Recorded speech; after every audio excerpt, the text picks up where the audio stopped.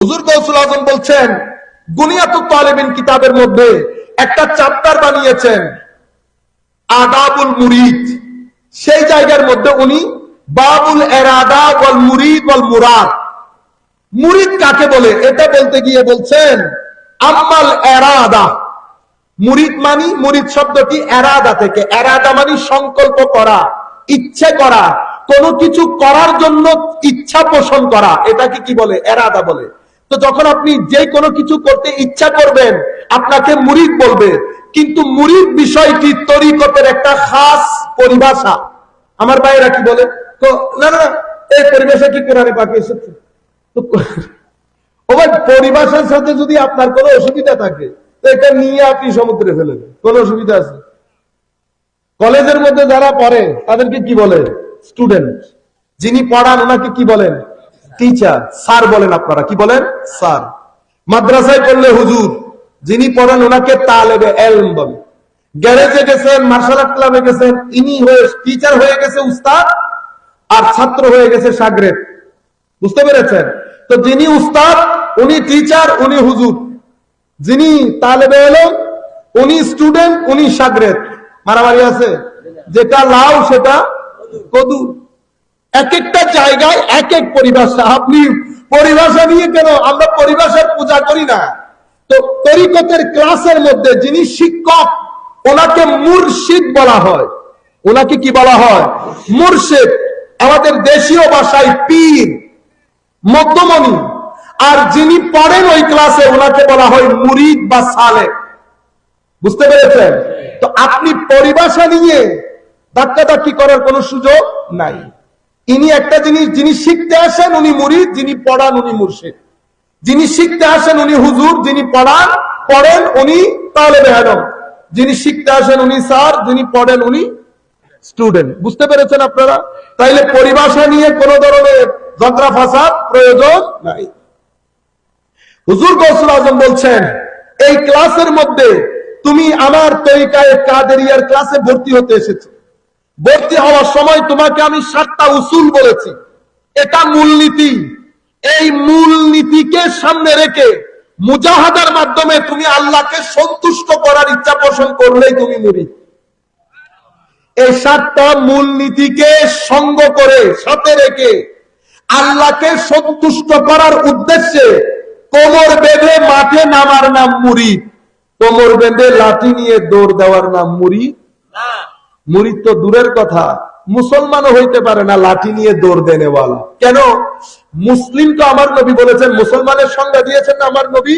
মুসলমানের সংজ্ঞাকে 3 ভাবে দিয়েছেন, একটা আকীদা ভিত্তিক, একটা চরিত্র ভিত্তিক। আকীদার মধ্যে বলা হয়েছে যারা এটা বিশ্বাস করে তারা মুসলমান।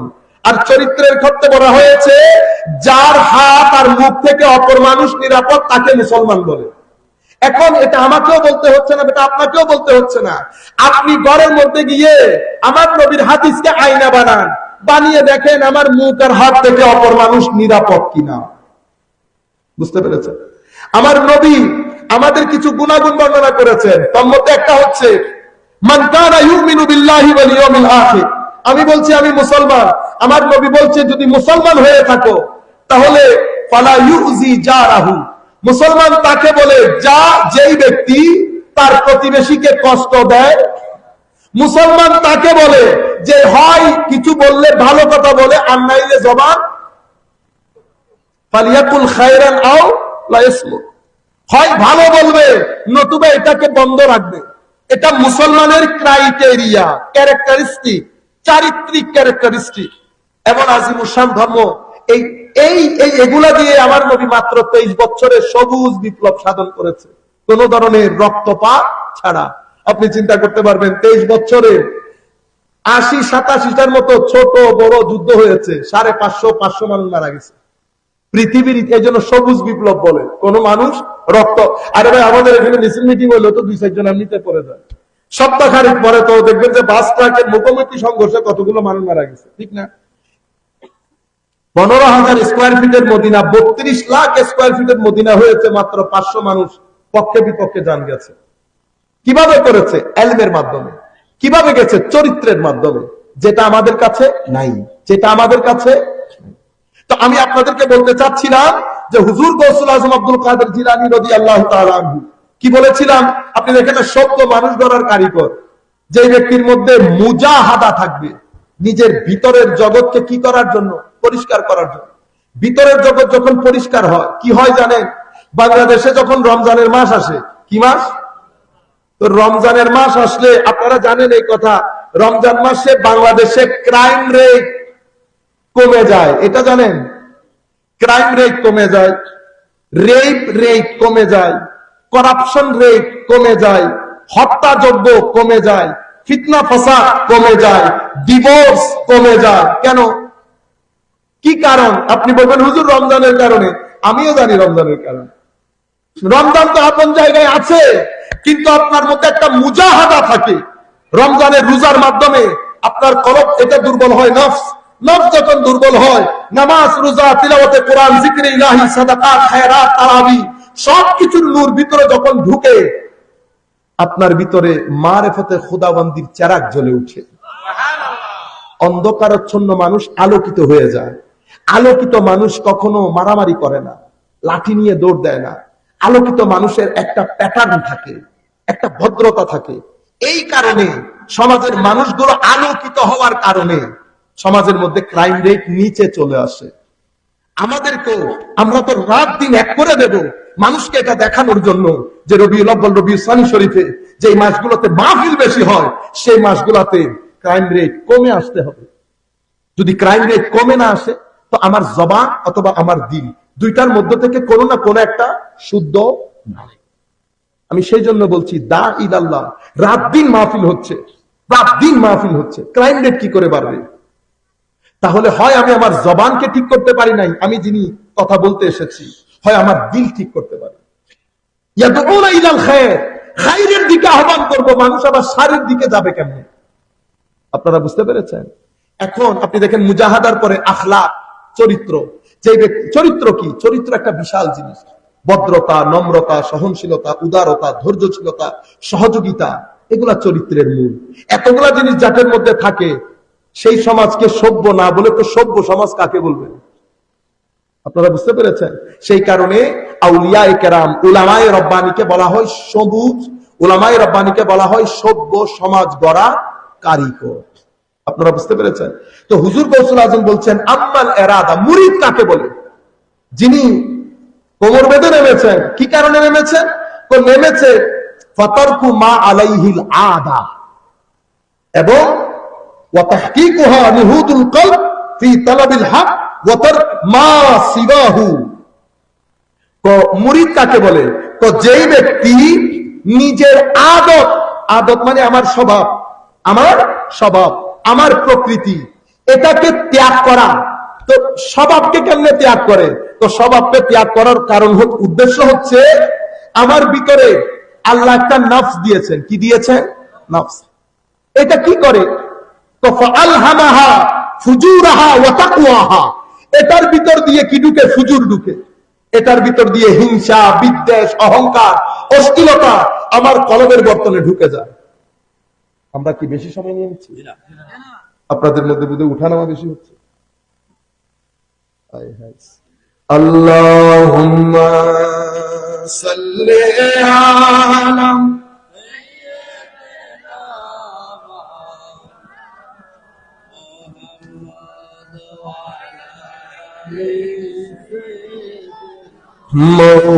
مولانا محمد اللهم صل على سيدنا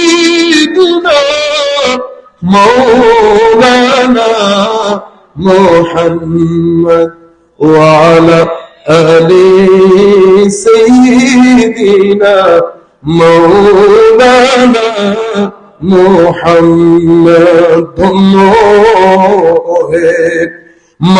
মামেনা দুনিয়া পুনর জিন্দগি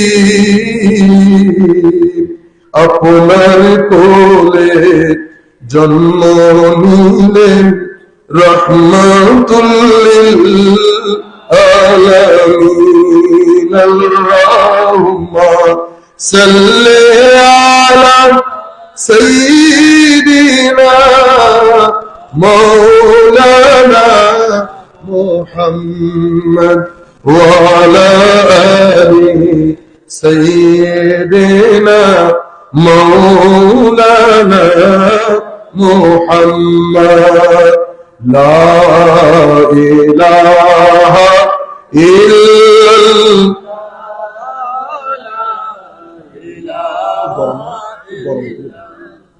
لا إله إلا الله لا إله إلا الله لا إله إلا الله محمد رسول الله صلى الله عليه আদা তো আদতকে ছেড়ে দেওয়া কেন? আদত কি জিনিস মনে রাখবেন। আমার গায়ে ময়লা আছে কিনা আপনি এখন দেখবেন কেন? আমার কাপড়ের কারণে। আপনার আখলাকের মধ্যে ময়লা আছে কিনা সেটা কিভাবে দেখা যায়? শরীর যেমন কাপড়ের কারণে দেখা যায় না, আখলাক তেমন আদতের কারণে দেখা যায় না। আখলাক দেখতে পারবেন না, কোনটা দেখবেন?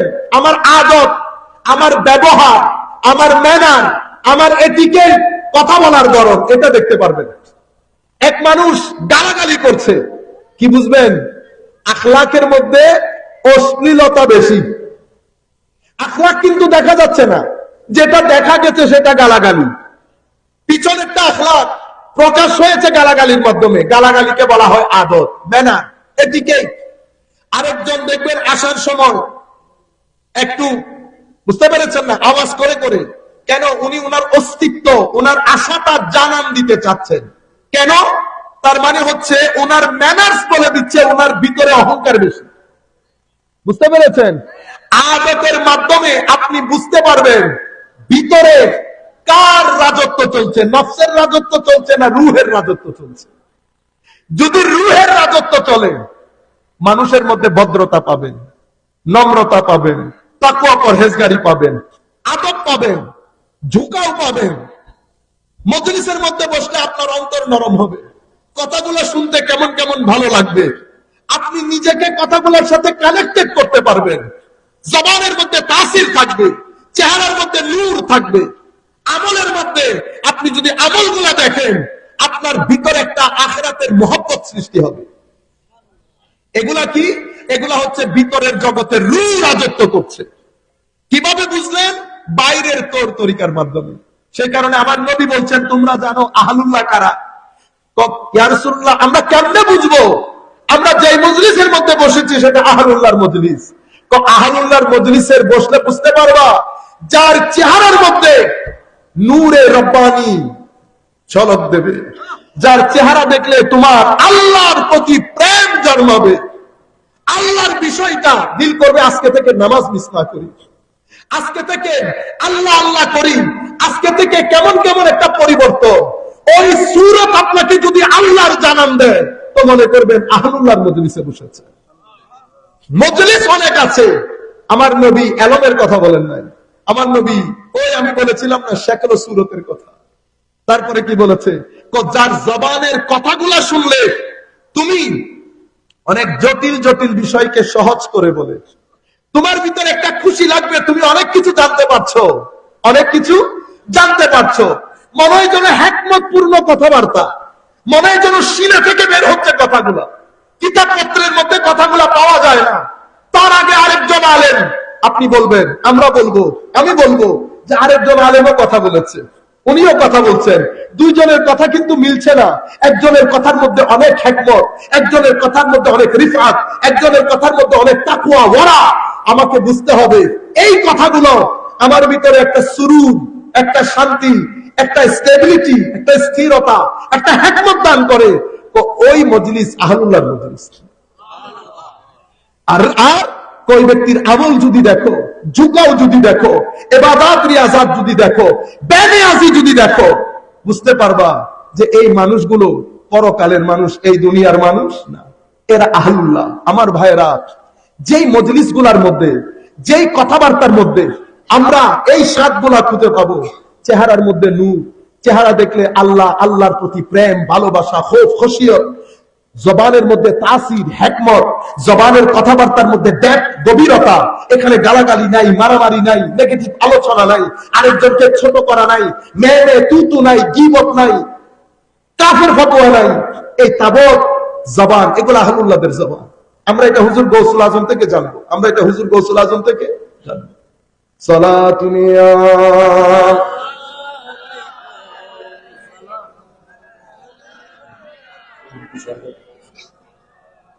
সালাতুনিয়া রাসূলুল্লাহ আলাইকুম সালামুনিয়া बागे तैयबा में सुहाना फूला फूला नूर का मस्त बू है बुलबुली पढ़ती है कलमा नूर का सलातुनिया रसूल अल्लाह अलैकुम सलामुनिया हबीब अल्लाह अलैकुम। 12वीं के चांद का मजरा है सजदा नूर का 12 बरजू से झुका एक सितारा नूर का सलातुनिया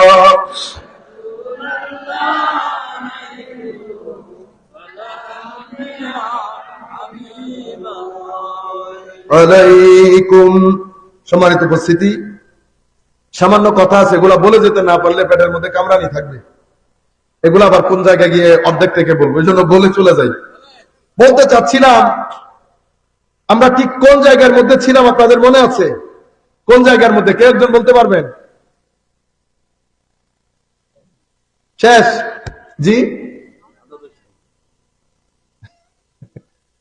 আমরা আপনাদেরকে বলতে চাচ্ছিলাম যতক্ষণ পর্যন্ত তো রু রাজত্ব করলে, রু যদি ভিতরে রাজত্ব করে, আপনি এই জবান, এলম, আমল, চেহারা এগুলো দেখে বুঝতে পারবেন আপনি আহলুল্লাহর মজলিসে বসেছেন। যেই জবানের মধ্যে আপনি, যেই মজলিসের মধ্যে বসে একজনের প্রতি একজনের ঘৃণা জন্মাবে, ইবাদতের দিকে আপনার রু টানবে না, আপনার নিজের জিন্দেগি সম্পর্কে কোথায় চলে গেলাম, আর কতদিন বাকি আছে জানি না, কিভাবে যাব, ইজ্জতের সাথে যেতে পারছি কিনা, ইমানের সাথে যেতে পারছি কিনা। মজলিসের মধ্যে বসে যদি এই তারাক আপনার ভিতরে সৃষ্টি না হয়, আমার মনে হয় আমার ভিতরে গন্ডগোল আছে, আমার ভিতরে গন্ডগোল আছে। তো হুজুর গৌসুল আজম বলছেন মুরিদ তাকে বলা হয় যেই ব্যক্তি প্রথমে তার আদত পরিবর্তন করে। আদত কোনটা পরিবর্তন করে? হিংসার আদত পরিবর্তন করে, অহংকারের আদত পরিবর্তন করে, লোভের আদত পরিবর্তন করে, অশ্লীলতার আদত পরিবর্তন করে, গীবতের আদত পরিবর্তন করে, হারামখোরির আদত পরিবর্তন করে, বেহায়ার আদত পরিবর্তন করে। এই স্বভাব, এই ম্যানার্স, এই এটিকেটস এর মধ্যে যখন পরিবর্তন আসে এবং পরিবর্তনের নিয়ত করেন, তাকে মুরিদ বলে, তাকে মুরিদ বলে। এরপরে কি বলেছেন? ওয়া তাহকিকুহা, আপনি এরাদা করবেন, শুধু এরাদা করলে হবে না, কি করতে হবে? এটা বাস্তবায়ন হবে যখন আপনি মাওলায়ে করিমকে রাজি করার জন্য সিদকে নিয়ত এবং সিদকে দিলের সাথে অগ্রসর হবেন, এবং নফস যেটা করার জন্য আপনাকে পুশ করে সেটা করাকে না বলবেন, তখন আপনাকে মুরিদ বলে, তখন আপনাকে মুরিদ বলে। এবং এটা করা ছাড়া, তাইলে মুরিদ কাকে বলে? মুরিদ হচ্ছে সেই ব্যক্তি যে দিল জান নিয়ত করেছে একনিষ্ঠতার সাথে, সততার সাথে মাওলায়ে করিমকে খুশি করার জন্য, এবং এই কারণে সে নফসকে দুর্বল করতে উদ্যত হয়, ইচ্ছা পোষণ করে, এবং নফস যে কাজগুলো করার জন্য পুশ করে সেগুলাকে না বলে এবং হুজুর গৌসুল আজমের তরিকায় কাদেরিয়ার মাধ্যমে সপ্ত উসুল যেটা দেওয়া হয়েছে, সেই উসুলের মাধ্যমে জিদ্দজুহুদ চেষ্টা প্রচেষ্টা করে তাকে মুরিদ বলে। এখন আপনি বলেন দেখে, আমি বলি, আমি নিজেকে বলি, আমি নিজেকে নিজে জিজ্ঞেস করি যে এই কথাগুলার হুজুর গৌসুল আজমের দেওয়া কথার আলোকে আমি মুরিদ হতে পেরেছি কিনা। আমরা এখন কিরকম মুরিদ হয়েছি? রসম রেওয়াজের মুরিদ। কিসের মুরিদ? রসম রেওয়াজ। আমি আপনাদেরকে বলেছি না, পরিবর্তন যখন হয় আমাদের সব কিছুর মধ্যে আনুষ্ঠানিকতা ঢুকে যায়। কুরবানি আনুষ্ঠানিক হয়ে গেছে, গরু কিনতে যাওয়া, গরু নিয়ে আসা, কিন্তু কুরবানির ভিতরের যে রূহ তাকওয়া সেটা খতম হয়ে গেছে। মিলাদুন নবী সাল্লাল্লাহু আলাইহি ওয়াসাল্লাম, রূহে মিলাদ ছিল ইশকে রাসূল, আদবে রাসূল, হুব্বে রাসূল সাল্লাল্লাহু আলাইহি ওয়াসাল্লাম, কিন্তু সেটা লস হয়ে গেছে। কেন? হুব্বে রাসূল থাকবে, নামাজ থাকবে না, হতে পারে। হুব্বে রাসূল থাকবে, জবানের মধ্যে মিথ্যা থাকবে, হতে পারে না। হুব্বে রাসূল থাকবে, জবানের মধ্যে গালাগালি থাকবে, হতে পারে না। হুব্বে রাসূল এটা একটার সাথে একটা যায় না। কেন? আমার নবী আল্লাহ বলেছেন, ইন্না আউলান নাসি বিইব্রাহিম লাল্লাযীনা তাবাউহু ওয়া হাযান নবী। আমার নবীর নিকটে তারা যারা আমার নবীকে আনুগত্য করে এবং আমার নবীকে সর্বোচ্চ সম্মান করে। আল্লাযীনা আমানু বিহি ওয়া আযযারুহু, সর্বোচ্চ সম্মান করে। আমরা কেউ মহব্বতের সাইড নিয়ে নিয়েছি, কেউ আনুগত্যের সাইড নিয়ে নিয়েছি না। আহলুস সুন্নাহ ওয়াল জামাত ক্যারেক্টারিস্টিক হচ্ছে এক হাতে ইশকে রাসূল, আরেক হাতে ইতাআতে রাসূল, দুইটার মাধ্যমে আমাদের অগ্রসর হওয়া। আপনারা বুঝতে পেরেছেন? এখন রসম রেওয়াজের কারণে রূহগুলা আমাদের সমাজ থেকে, তাসাউফ বলেন রূহ নাই, নামাজ আদায় করি নামাজের রূহ নাই। নামাজের রূহ ছিল জিক্রে ইলাহি, জিক্রে ইলাহি। আমি নামাজের মধ্যে দাঁড়াই, আল্লাহু আকবার, আল্লাহু আকবার বলি, কিন্তু লফজ আল্লাহু আকবার আমার ভিতরে তাসির করে না, আমার ভিতরে এটা জানান দেয় না যে মালিকুল মুলকের দরবারে দাঁড়িয়েছি। আমি সুবহানাকা বলি, মাওলা তোমার পবিত্রতা, তোমার বরত্ব বর্ণনা করছি, তুমি ছাড়া কেউ নাই। যেখানে আপনি জবান দিয়ে তুমি তুমি তুমি বলে সম্বোধন করছেন, সেই জায়গায় আমার দিল সেই তুমির ভিতরে নাই। আমরা সাধারণ মানুষ যখন আপনারা আমাদেরকে কোনো প্রশ্ন করেন, অন্যদিকে ফিরে আমরা মনে করি এটা বেয়াদবি হয়ে গেছে। আপনি আমার আল্লাহর ইবাদত করছেন, দিলে কিবলা আপনি আল্লাহর দিকে করেন নাই, এটা শানে উলুহিয়তের মধ্যে বেয়াদবি হয় নাই। সেই কারণে আমার আল্লাহ বলছেন, ক্বাদ আফলাহাল মুমিনুন আল্লাযীনা হুম ফি সালাতিহিম খাশিউন। সেই নামাজি সফল হয়েছে যার ভিতরে খুশু এবং খুদু আছে। খুশু এবং খুদু আছে। খুশু এবং খুদু কি?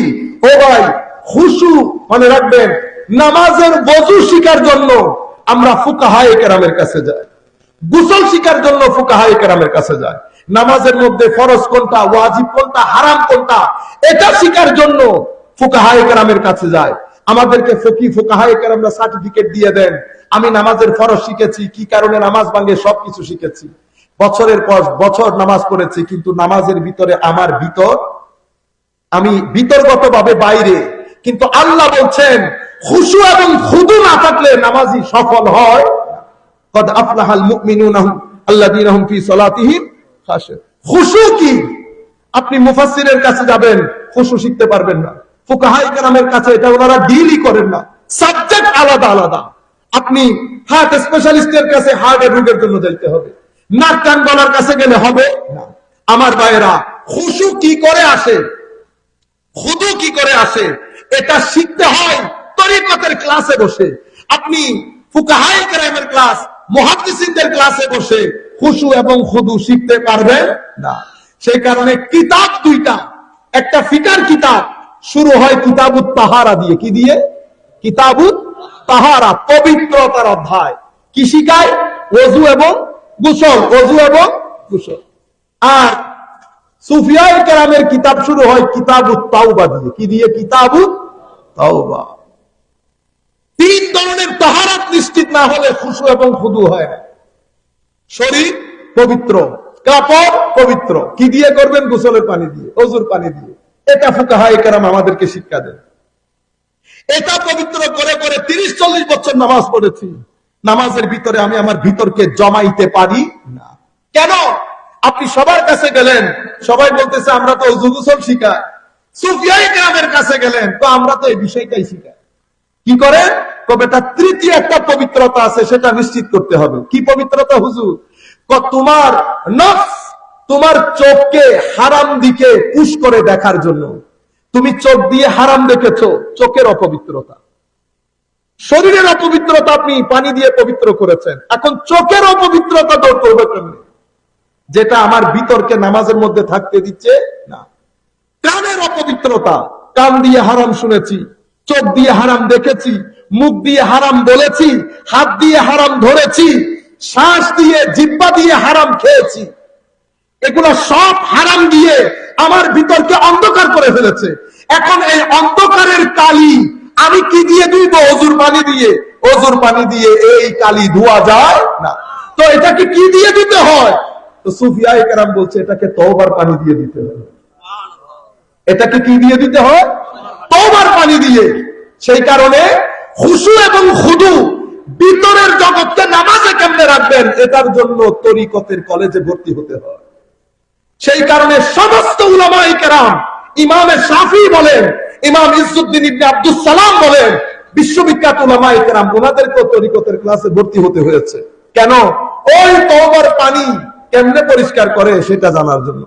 হুজুর ইজ্জুদ্দিন ইবনে আব্দুস সালাম বলছেন, আমাকে যখন সুলতানুল উলামা বলা হয়, আমিও তখন মনে করেছি আমি অনেক কিছু জানি, পরে দেখলাম আমি আসলে কিছুই জানি না।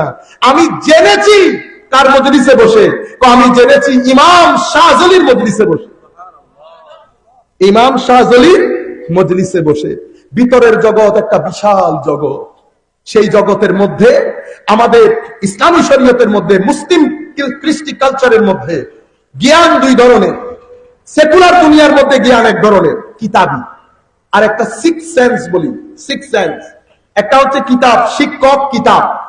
আমাদের মুসলিম দুনিয়ার মধ্যে একটা জ্ঞান অর্জনের জন্য আপনার শিক্ষক লাগে, কিতাব লাগে এবং পরিবেশ পরিস্থিতি লাগে। শিক্ষক, ছাত্র, কিতাব, পরিবেশ, এটার মাধ্যমে আপনি জ্ঞান অর্জন করেন। ইউজ করেন কি? চোখ, কান, নাক, হাত, জিহ্বা। আপনারা বলবেন চোখ দিয়ে আবার কেমনে জ্ঞান অর্জন করে? চোখ দিয়েই তো অর্জন করি। আপনি এই যে বলছেন লাইটটা সাদা, এটা কি কান দিয়ে দেখেছেন না চোখ দিয়ে দেখেছেন? চোখ দিয়ে। আওয়াজটা দারুণ, কিভাবে বুঝেছেন? কান দিয়ে। সুগন্ধি অসাধারণ, চোখ দিয়ে না। জিনিসটা লবণ বেশি, কান দিয়ে। এই পাঁচটা ইন্দ্রিয় বলা হয়। এগুলা কার ইশারায় চলে? ব্রেইনের ইশারায়। একটা জিনিস যদি কাজ না করে, ধরেন এই হাত কাজ করছে না, যাদের প্যারালাইজড হয়, মাওলাই করিম যাদের হয়েছে তাদেরকে শেফা দান করুন। আমরা যারা বেঁচে আছি আমাদেরকে এই রোগ থেকে আল্লাহ পানা দান করুন, আমিন বলেন সবাই। এখন প্যারালাইজ যাদের হয়েছে, আপনি হাত দিয়ে দেখেন, বুঝতে পারেন? চলে আসছে? আচ্ছা, আসতে দেন, তাইলে আমরা বক্তব্য গুছাই ফেলবো ইনশাআল্লাহ। তো বলতে চেয়েছিলাম, আচ্ছা আসলে তো দেখবেন ইনশাআল্লাহ। তো বলতে চাচ্ছিলাম, এখন হাত কাজ যদি না করে, ব্রেইনকে যদি রাত দিন জিজ্ঞেস করেন, এই ব্রেইন এটা নরম না শক্ত, ব্রেইন বলতে পারবে? পারবে না। এতটুকু তো আপনারা বুঝেছেন। এই এলমের পরে আমাদের মুসলিম দুনিয়ার মধ্যে আরো তিনটা এলম আছে। সেটা কি জানেন? আলহাম, কাশ, ইলমে লুদুন্নি। ইলমে লুদুন্নি কোনটা? তো ইলমে লুদুন্নি হচ্ছে আপনি যখন নফসকে ধরে কলমের বর্তনকে পরিষ্কার করবেন, রূহ যখন কলমের বর্তনে বসবে, কলম যখন পরিষ্কার হয়ে নিজেকে কাবেল যোগ্য করবে, আমার আল্লাহ সেই কলমের বর্তনে কিছু এলম ঢেলে দেন, কিছু এলম ঢেলে দেন। যে এলমের কারণে মূসা আলাইহিস সালামকে আল্লাহ বলেছেন খিদিরের কাছে যাইতে, ওয়া আল্লামনাহু মিন লাদুন্না ইলমা। আমি তাকে কি দান করেছি? আমরা ইলমে লুদুনি দান করেছি। কিছু কাশ, যেমন কাশফের জ্ঞান। কি কাশফের জ্ঞান? এটা বর্ণনা করছে সাধারণভাবে মনে হয় শেখ ইবনে তাইমিয়া তরিকত তাসাউফের বিরোধী। শেখ ইবনে তাইমিয়া ওনার কিতাব আল ইস্তিকামার মধ্যে হুজুর গৌসুল আজমের একটা কারামাত বর্ণনা করেছেন। কি? উনি বলছেন আমার শেখ সোহরাওয়ার্দী রাদিয়াল্লাহু তাআলা আনহু, শিহাবুদ্দিন সোহরাওয়ার্দী, তো উনি গেছেন, উনি তখন ছোট, ওনার চাচা নজিব সোহরাওয়ার্দী ওনাকে নিয়ে হুজুর গৌসুল আজমের বাড়িতে গেছেন। হুজুর গৌসুল আজমের মসজিদে গেছেন। হুজুর গৌসুল আজমের মসজিদে হুজুর গৌসুল আজম আসছেন, জোহরের নামাজ পড়াবে। আমার চাচা মানে সোহরাওয়ার্দীর চাচা নজিব সোহরাওয়ার্দী গেছেন হযরত শেখ সোহরাওয়ার্দীকে নিয়ে হুজুর গৌসুল আজমের কাছ থেকে পরামর্শ নিতে।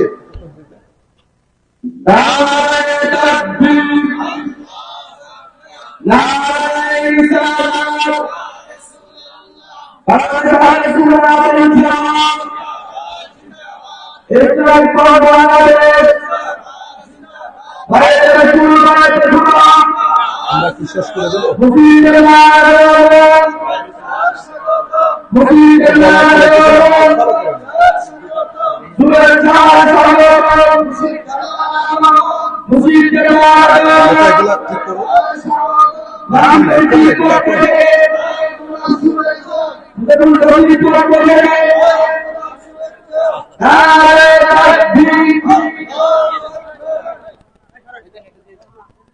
এটা ইয়া করে নিয়ে যাও না পড়ে। আসসালামু আলাইকুম।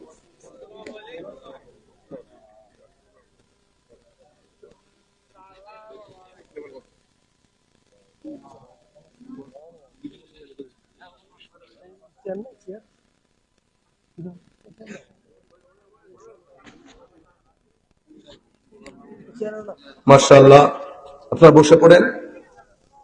আমরা আল্লাহর দরবারে শুকরিয়া আদায় করছি আমাদের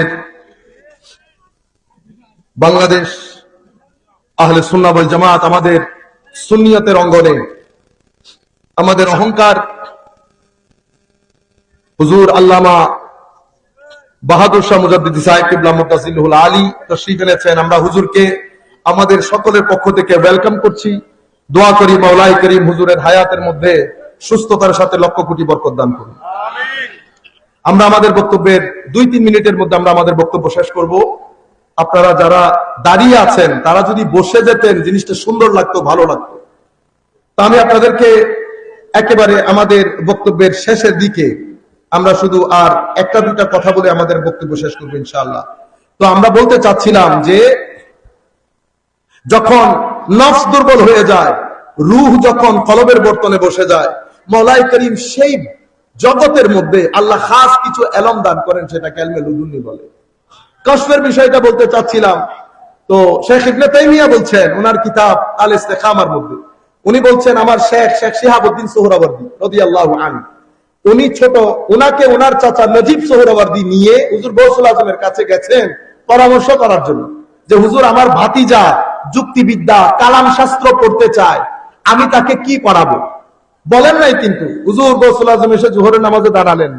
জোহরের নামাজে দাঁড়ানোর পরে হঠাৎ করে পিছন ফিরে বললেন, হে নজিব, তুমি যেটা তোমার ভাতিজাকে শিখাতে চাচ্ছ, মা হুয়া মিন যাদিল কবুর, এটা আখিরাতে কোনো কাজে আসবে না। কিন্তু বলে নাই। তো এই পুরো বিষয়টাকে শেখ ইবনে তাইমিয়া বলছেন আন্না শেখ কাশাফাহু, यानी হুজুর গৌসুল আজম শেখ সৈয়দ মহিউদ্দিন আব্দুল কাদের জিলানী কাশফের মাধ্যমে ওই ঘটনা জেনে গেছেন। মূল বিষয় যেটা বলতে চাচ্ছিলাম সেটা, আমাদের ইসলামিক ক্লাসিক্যাল সায়েন্সের মধ্যে আরো একটা সোর্স আছে এলমের, এলহাম, কাশফ এবং ইলমে লদুন্নি। তো এই প্রথম এলম জানার জন্য শিক্ষক, কিতাব, মাহল সবকিছুর প্রয়োজন হয়। আর এই এলমটা শিখার জন্য মুজাহাদার প্রয়োজন হয়। নফসকে কাবু করে রূহ কলবের বর্তনে বসে মারিফতে খুদাবন্দি তথা ফামান শারাহাল্লাহু সাদরাহু লিল ইসলামের নূরের প্রয়োজন হয়। সেই নূর কিভাবে অর্জন করবেন সেটা জানার জন্য তরিকতের কলেজে ভর্তি হতে হয়। তো তরিকতের কলেজে যিনি পড়ান উনি এই ভিতরের জগৎ কেমনে পরিষ্কার করে আপনাকে, আমরা যখন শরীয়তের আলেমের কাছে যাই ওনারা আমাদেরকে যে তাওহীদ শিক্ষা দেন সেটাকে বলে তাওহীদে তালাবি বা খবরি। তরিকতের শিক্ষকের কাছে যখন যায় ওনারা আমাদেরকে শিক্ষা দেন তাওহীদে হুব্বি। তাওহীদে হুব্বি, তাওহীদে হুব্বি কি? তাওহীদে তালাবি এবং খবরি মানে আল্লাহ এক, আমরা সবাই বিশ্বাস করি। কিন্তু আল্লাহর ওলিরা যখন আল্লাহ এক বলেন তো আমাদেরটা শুধু বিশ্বাস, তারা বিশ্বাসও করে, লালন করে, পালন করে, এটাকে ধারণ করে। ধারণ করার কারণে ওনারা যখন বলেন লা ইলাহা, তো লা ইলাহা বলার পরে ভিতরের জগৎ সবকিছু না হয়ে যায়, বের হয়ে যায় সবকিছু। যখন ইল্লাল্লাহর বাড়ি পড়ে তো ঠাস করে একটা লাইট জ্বলে উঠে, সে লাইট হচ্ছে মারিফাতে খুদাবন্দির লাইট। যখন সে লাইট জ্বলে উঠে তো আল্লাহর ওয়ালির সিনার ভিতরে আল্লাহ বাদে সবকিছু না হয়ে যায়, সবকিছু না হয়ে যায়। এই না হয়ে যখন যায় তো ওই স্টেট অফ মাইন্ডটাকে ডিফাইন করেছেন আল্লাহ কোরআনে পাকে, লা খাউফুন আলাইহিম ওয়ালা হুম ইয়াহজানুন। খৌফ নাই, আমার কলবে খৌফ আছে, উনার কলবে খৌফ নাই। আমার তাওহীদ শুধু বিশ্বাস। আমি বড় লোক দেখলে ভয় পাই, পুলিশ দেখলে ভয় পাই, আবার একটু পাওয়ারফুল লোক দেখলে ভয় পাই। আমার ভিতরে দুনিয়া রয়ে গেছে বিদায় দুনিয়া কখনো আমাকে ভয় দেখায়, কখনো আশা দেয়, কখনো আশা দেয়। আর এই ব্যক্তির ভিতরে যেহেতু আল্লাহ বাদে কেউ থাকে না, সেই হেতু এই ব্যক্তিগুলা বেনিয়াজ হয়। কি হয়? বেনিয়াজ হয়। বেনিয়াজ হওয়ার কারণে না কোনো ভীতি, না কোনো কিছু লস হয়ে যাওয়ার পেরেশানি, কোনো কিছুই থাকে না। আখিরাতের খৌফ পেরেশানি তো থাকেই না। কেন? কারণ আমার আল্লাহ তাদেরকে ওয়াদা দিয়েছেন, সাবিকুনা বিল খায়রাত ইন্নাল্লাযীনা সাবাকাত লাহুম মিনাল হুসনা উলাইকা আনহা মুবআদুন লা ইয়াসমাউনা হাসিসাহা ওয়া হুম ফীমা ইশতাহাত আনফুসুহুম খালিদুন লা ইয়াহযুনুহুমুল ফাযাউল আকবার ওয়া তাতালাক্কাহুমুল মালায়েকা হাযা ইয়াউমুকুমুল্লাযী কুনতুম তুআদুন। সেদিন ভয় সংখ্যা কোনো কিছুই থাকবে না। আলাদা প্যান্ডেল, আলাদা ব্যবস্থাপনা, তারা তো ওখানে এনজয় করবে, সবকিছু তাদের আলাদা ব্যবস্থাপনা। এখানে কে দৌড়াদৌড়ি করছে, কে কি করছে না করছে, এই পর্দার এই প্যান্ডেলের খবর ওই প্যান্ডেলে পৌঁছাবে না। আল্লাহ খুদ বলছেন, লা ইয়াহযুনুহুমুল ফাযাউল আকবার। কিয়ামতের এই কঠিন সময় তাদের ভিতরে কোনো ভীতির সঞ্চার করবে না, বরং ফেরেশতারা বলবে, হাযা ইয়াউমুকুম, এটা তোমাদের দিন, এনজয়, এটা তোমাদের দিন। বুঝতে পেরেছেন আপনারা? কেন হয়? ওই লা ইলাহা তাওহীদে হুব্বির কারণে। আমরা আজকে এতটুকুন হুজুরকে বসিয়ে রেখে কথা বলা বেয়াদবি হয়ে যাবে। আমরা আমাদের মূল বিষয় যেটা ছিল, আমরা চেষ্টা করেছি কিছু বিষয় বলার জন্য, যতটুকুন পেরেছি মাওলা যেদিক দিয়ে নিয়ে গেছেন সেদিক দিয়ে যতটুকুন পেরেছি বলেছি। ভবিষ্যতে কোথাও দেখা হলে আমরা আমাদের আজকের বিষয়ে আরেকটু বলার চেষ্টা করব। আজকে আমরা এখানেই রাখছি এবং হুজুরের কাছে দোয়া চেয়ে আমরা আমাদের বক্তব্য এখানে সমাপ্ত ঘোষণা করছি। ওয়া আখিরু দাওয়ানা আলহামদুলিল্লাহি রাব্বিল আলামিন। আসসালামু আলাইকুম ওয়া রাহমাতুল্লাহি তাআলা ওয়া বারাকাতুহু।